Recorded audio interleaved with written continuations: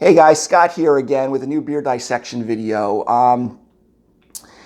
I'll explain why I find this one a little bit more interesting than some of the other ones, but what I have today is from LIDL, their double India Pale Ale number 4, okay, coming in about 8.6% alcohol.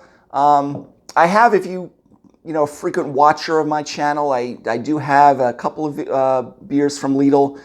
I think there was a Stargazer and there's another one, Peru's down there. So it's not my first beer reviewed from them. In one of those videos, I go into a little more detail about LIDL so people understand, not to tune away right away. Because I like to do beers like this because, it's very easy to do the big craft brewery or the world famous like Equilibrium and Treehouse and Hilt Farmstead and things like that. Then, of course, we have our big macro brews and then the pseudo macro brews like Sam Adams and Southern Tier and things like that. I like to do these kind of budget videos every so often because I was pleasantly surprised having some beers from LIDL.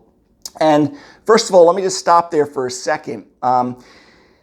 In that prior video, if you did watch it, depending on when you're watching this one, LIDL doesn't make the beer. It's a sub-packer. I think it's Central Virginia Brewing Company. I go into a little more detail in one of those other earlier videos. They're out of, it was like Cozette, Virginia, or somewhere down there. But they're a legitimate brewery. They bought out a Conagra food plant and started producing beer at a bigger scale. So of course they probably subcontracted out the beer for LIDL. Costco does the same thing with Kirkland. It used to be Utica Brewing Company. Now I think they have another one out on the West Coast for all the Costcos. So this is not unusual. And just because it's LIDL beer or Costco beer, Kirkland or whatever, doesn't mean it's bad, because a lot of times it is brewed by these smaller microbreweries and then sent out. So on those other two videos, I think one was pretty good. I mean, pretty average to slightly above average. The other one, I think I had a oxidized one because one of you chimed in and said that you had a fresher batch that was only maybe like 2-3 months old and it was pretty good.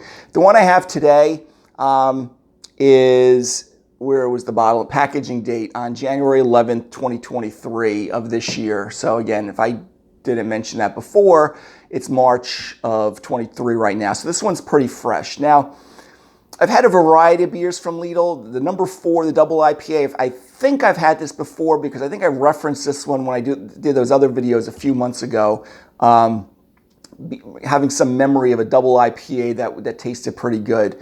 But again, definitely not since I've started this channel. So we're going to get this thing open. But again, just because it's LIDL, I think, I wouldn't stick your nose up at it because, again, I'm sure if we went really somewhere to Central Virginia Brewing Company, it's probably a bunch of guys that were former home brewers that have a brew pub somewhere down there that are producing the beer. So the other thing is that, when you go into LIDL, they'll have these beers that are like number 1, 2, 3, 4, and they're only roughly, I don't know, $7 a 6-pack. I mean, $7, $8. I don't know what we paid for this particular one. So it's very economical. And I'm not going to say, LIDL beer, even if this one turns out to be very good, is going to, replace all the other craft and microbreweries. But, listen, you pick up a 7-pack, in a pinch, not 7-pack, a 6-pack for $7 or so. You really can't go wrong with that, or at least I think it's worth the risk. So again, LIDL's double India Pale Ale, number 4. Again, pretty plain label, probably fancier than even your Kirkland beers, or at least the way Kirkland used to package them. I haven't gotten them recently. So let's crack this bad boy open and see what we got. Remember, with the double IPA, we are going to be expecting, obviously, that higher alcohol, which I think I said it was like 8.6%. I'm expecting some, assertive to highly assertive bitterness. I don't know what hops they've used, so whether we're going to be on the citrusy, resiny, piney side, or whether we're going to be on that fruit bomb type side too. All right, so let's pour this out. Okay. It's looking pretty nice as I'm pouring it. I'll get up on camera here in just a second. But let's look at this. I mean, the nice, light tan. I don't know how it's airing on the camera right now. From my vantage point, it looks very similar to what I'm looking at here. Tan head. We got that typical 1-2 inches. Pretty tight, compact bubbles. Gold, medium to darker gold color. Pretty sparkling clear. I mean, I don't really see much haze at all in there, even chill haze. I mean, I can actually see myself through the other side when I'm looking at it in the camera. So pretty clear. So let's take a sniff of the aroma. Okay. So definitely it's, biasing to the side of the piney.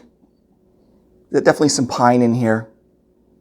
Slight citrus, probably like that grapefruit. So I'm starting to think that it's probably more of a Pacific Northwest varietal of hop. Very nice though. I mean, a little light toast on the malt.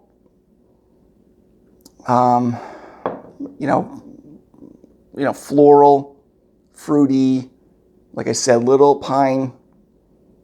So again, I'm thinking of again, they don't say it on the bottle here, but I'm thinking they're using like the C hops out in, Centennial, Cascade, Columbus, CTZ, things like that out in the Pacific Northwest. It actually says big flavor, well-balanced hops and malt with citrus and pine notes. So I guess I got that right. I guess someone else agreed with me.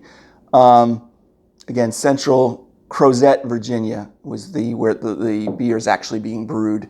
Again, I think they bought, in the old video, I remember saying or looking it up that it was Conagra Foods plant that they had purchased.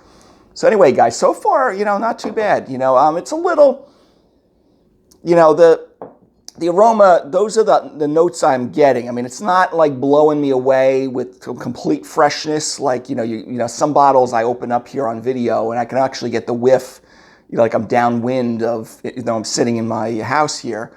Downwind of the hop aroma. So it's not like blowing me away, but pretty nice. I mean, there's maybe a little white grape.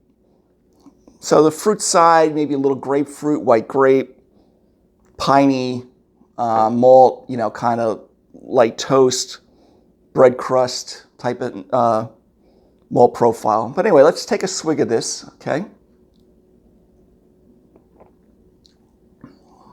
Oh. Definitely medium to high carbonation here. Not as high as maybe a Belgian variety beer. You still get that light toast, bread crust, malt kind of backbone, which is good. I like beers that have, especially my IPAs. Most of my IPAs, I want to have enough malt backbone in there, not just be blown away strictly with hops. The flavor on it,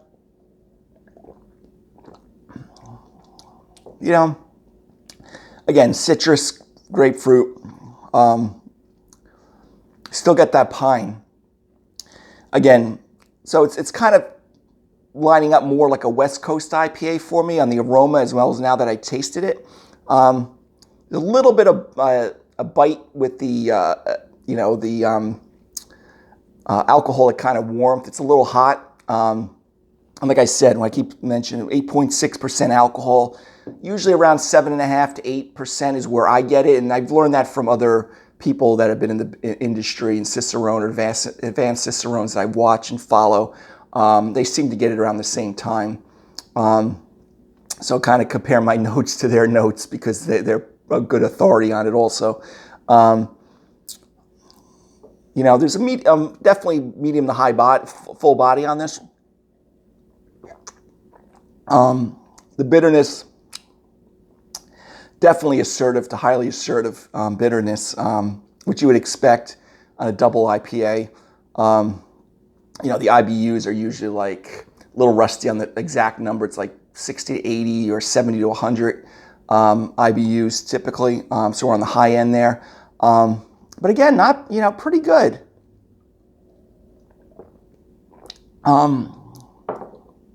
It does, like on the aroma that I was saying, that I wish I would get a little bit more of a blast of freshness from the aroma.